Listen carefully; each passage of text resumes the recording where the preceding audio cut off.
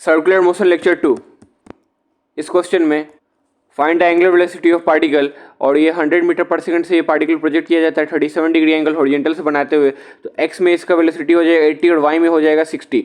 तो और इसका एक्सेलेरेशन जो है वो -10 है, मतलब 1 सेकंड में वेलोसिटी 10 कम होगा तो 6 सेकंड में 60 कम होगा, और जितना आने में लगेगा उतना ही जाने में लगेगा, तो टाइम ऑफ फ्लाइट जो है वो 12 सेकंड हो जाएगा। और इसमें angular velocity of particle about O निकालेंगे तो वो हो जाएगा परपेंडिकुलर वेलोसिटी।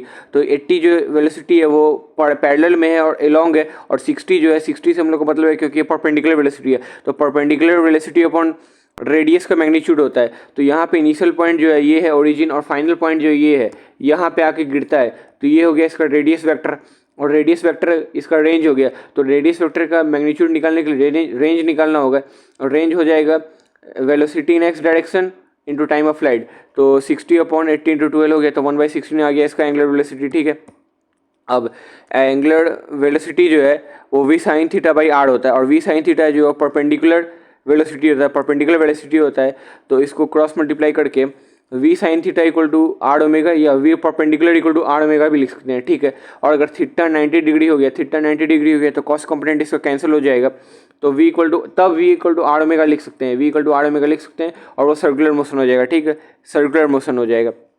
नेक्स्ट, ये पार्टिकल जो है वो इस पाथ पे मूव कर रहा है, और ये जो एक्सीलरेशन है इसका ये थीटा डिग्री बना रहा है वेलोसिटी से, तो इसका जो वेलोसिटी के अलोंग कंपोनेंट होगा एक्स टेंजेंशियल एक्सीलरेशन का, तो वो हो जाएगा a cos थीटा, और ये वाला कंपोनेंट हो जाएगा परपेंडिकुलर वाला normal acceleration equal to a sin theta.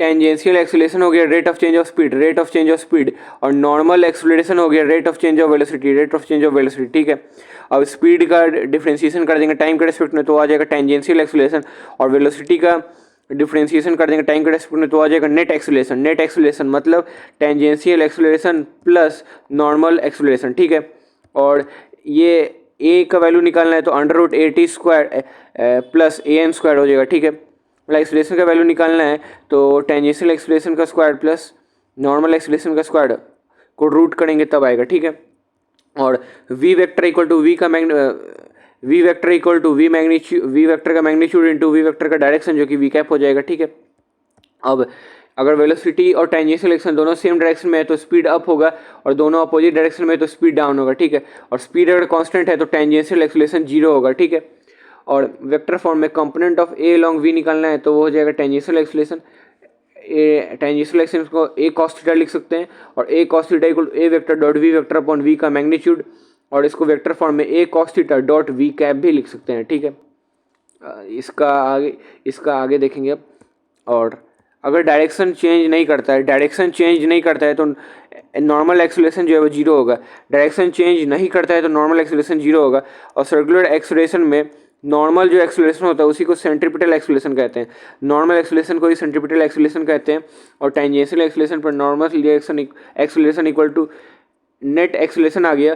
Therefore अगर नॉर्मल एक्सीलरेशन निकालना है तो नेट में से टेंजेंशियल एक्सीलरेशन को माइनस कर देंगे तो आ जाएगा।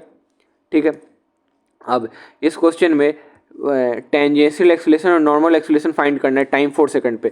तो इसका 100 मीटर पर सेकंड से इस पार्टिकल को प्रोजेक्ट किया गया है 53 डिग्री एंगल हॉरिजॉन्टल से बनाते हुए, तो इसका एक्स में वेलोसिटी हो जाएगा 60 और वाई में हो जाएगा 80। ठीक है, तो टाइम 4 सेकंड पे निकालना है, तो 1 सेकंड में वेलोसिटी 10 घटेगा तो 4 सेकंड में 40 घटेगा, तो 80 - 40 इक्वल टू 40 आ गया। ठीक है, तो यहाँ पे इसका वेलोसिटी लिखेंगे तो वो हो जाएगा 60 i कैप, क्योंकि हॉरिजॉन्टल में सेम ही रहेगा वेलोसिटी हर जगह, तो 60 i cap plus 40 j cap इसका वेलोसिटी लिख दिए, और एक्सीलरेशन जो है वो -10 डाउनवर्ड होगा तो -10 j कैप लिख दिया। ठीक है, अब टेंजेंशियल एक्सीलरेशन निकालना है तो वो होगा a cos theta dot v cap, और a cos थीटा हो जाएगा a vector dot v vector upon v vector का मैग्नीट्यूड इंटू v कैप, तो a vector dot v vector करेंगे तो ये तो 0 है, तो 16 × 0 प्लस 14 × -10 -400 अपॉन इसका मैग्नीट्यूड क्या हो जाएगा √60² प्लस 40² इंटू वी कैप हो जाएगा v वेक्टर जो कि है 60 i cap plus 40 j cap upon उसका मैग्नीट्यूड √60² प्लस 40²। ठीक है, और ये कंपोनेंट वाला में डाउट था तो वो समझ लेते हैं कि a vector dot b vector जो है वो a b cos थीटा होता है डॉट प्रोडक्ट, तो a cos थीटा प्रोजेक्शन निकालना है तो a vector dot b vector upon b का मैग्नीट्यूड ये हो गया, और इसी को वेक्टर फॉर्म में लिखना है तो a cos theta dot b cap लिख देंगे, बी कैप लिख देंगे। और बी कैप होता क्या है, बी वेक्टर बाई बी का मैग्नीट्यूड। तो ये इससे समझ जाएंगे कंपोनेंट कैसे लिखते हैं, ठीक है। अब इसी क्वेश्चन में पूछ रहा था टाइम 2 सेकंड पे क्या होगा, ये टाइम 4 सेकंड पे था, इसमें टाइम 2 सेकंड पे पूछ रहा है इसके बी पार्ट में। तो टाइम 2 सेकंड पे देखेंगे तो 1 सेकंड में वेलोसिटी 10 घटता है तो 2 सेकंड में 20 घटेगा, तो ये 80 माइनस 20 इक्वल टू 60 हो जाएगा। और ये इसका हॉरिजॉन्टल में 60 वेलोसिटी है तो वो तो ऑलवेज 60 ही रहेगा। तो यहाँ वेलोसिटी लिखेंगे तो 60 आएगा प्लस 60 जे का, तो ये एंगल 45 डिग्री बना देता है। और एक्सेलरेशन लिखेंगे तो माइनस 10 जे कैप हो जाएगा, ठीक है। अब टेंजेंशियल एक्सेलरेशन निकालना है तो उसका फॉर्मूला होगा A vector dot V vector upon V vector का मैग्नीट्यूड इनटू वी कैप। तो माइनस 600 यहाँ जीरो हो जाएगा अपॉन 60√2 मैग्नीट्यूड हो जाएगा इसका √60² प्लस 60² करेंगे तो इंटू 60 आई कैप प्लस 60 जे कैप अपॉन 60√2। तो इसका आंसर आ गया -5 आई कैप प्लस जे कैप, ठीक है। तो इसका मैग्नीट्यूड निकालेंगे टेंजेंशियल एक्सेलरेशन का तो हो जाएगा 5√2, 5√2 इसका मैग्नीट्यूड आ जाएगा। इसको ऐसे लिख सकते हैं -5 आई कैप -5 जे कैप। अब इसका मैग्नीट्यूड 5√2 कैसे है वो समझ में आ गया कि √5² प्लस 5²। अब ये तो निकल गया टेंजेंशियल एक्सेलरेशन। नॉर्मल एक्सेलरेशन निकालना है तो वो हो जाएगा नेट एक्सेलरेशन जो कि है -10 जे कैप माइनस टेंजेंशियल एक्सेलरेशन जो कि है -5 आई कैप -5 जे कैप। तो -10 जे कैप -5 आई कैप -5 जे कैप करेंगे तो माइनस माइनस प्लस हो जाएगा, तो ये भी आ जाएगा 5 आई कैप -5 जे कैप। तो इसका भी मैग्नीट्यूड निकालेंगे तो हो जाएगा 5√2, ठीक है। तो टेंजेंशियल एक्सेलरेशन और नॉर्मल एक्सेलरेशन दोनों का मैग्नीट्यूड जो है वो 5/√2 आ गया, ठीक है। इसका आंसर निकल गया।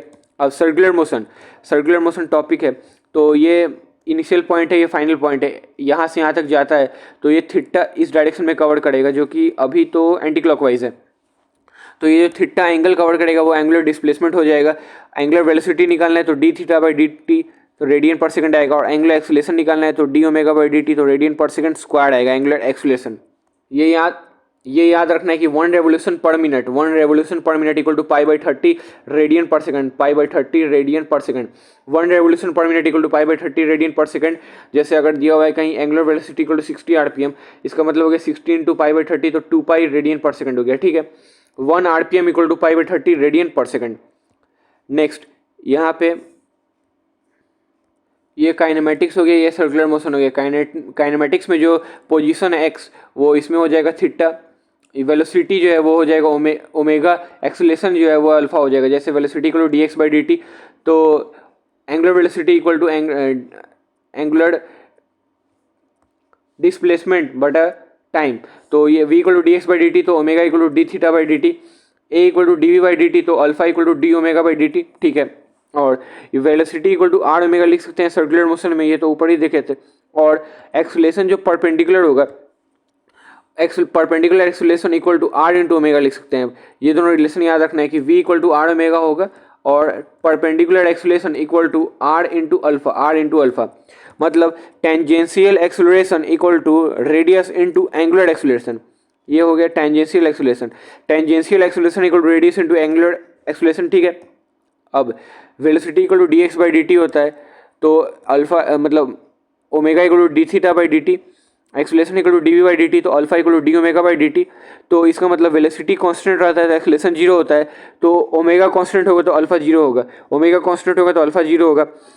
काइनेमेटिक्स में हो गया, ये सर्कुलर मोशन में हो गया। काइनेमेटिक्स में एक्सेलरेशन और वेलोसिटी दोनों का साइन सेम होता है तो स्पीड अप होता है, तो सर्कुलर मोशन में भी अल्फा और ओमेगा का साइन सेम होगा तो स्पीड अप होगा, ठीक है। अब इक्वेशन ऑफ मोशन लिखना है तो v equal to you plus A T है, तो यहाँ पे omega equal to omega not plus alpha into T, S equal to T plus half T square, तो theta equal to omega naught T plus half into alpha into T square, V square equal to U square plus 2as। तो